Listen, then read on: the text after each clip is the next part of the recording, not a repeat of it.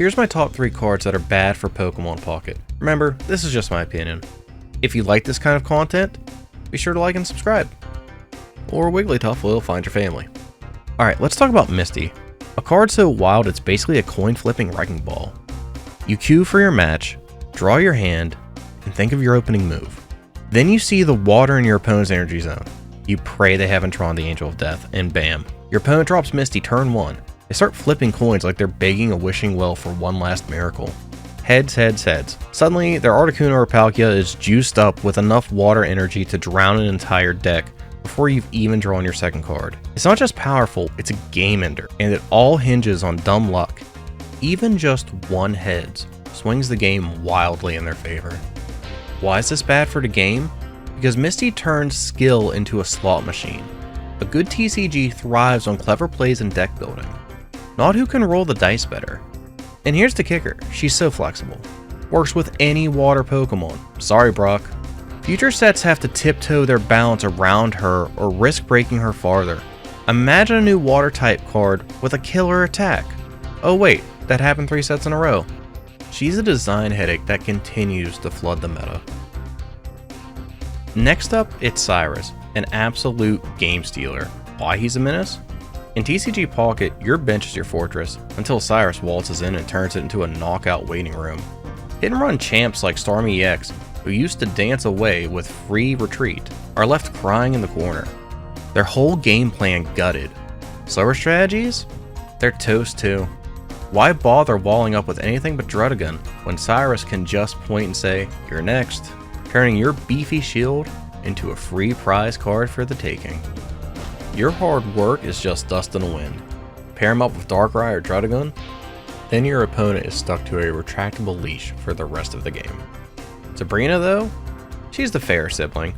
You can outfox her by flooding your bench and playing the odds. Cyrus, good luck. You're stuck cramming multiple healing cards into your tiny 20 card deck just to survive his wrath. Cyrus is a staple that has the meta shaping in his shadow.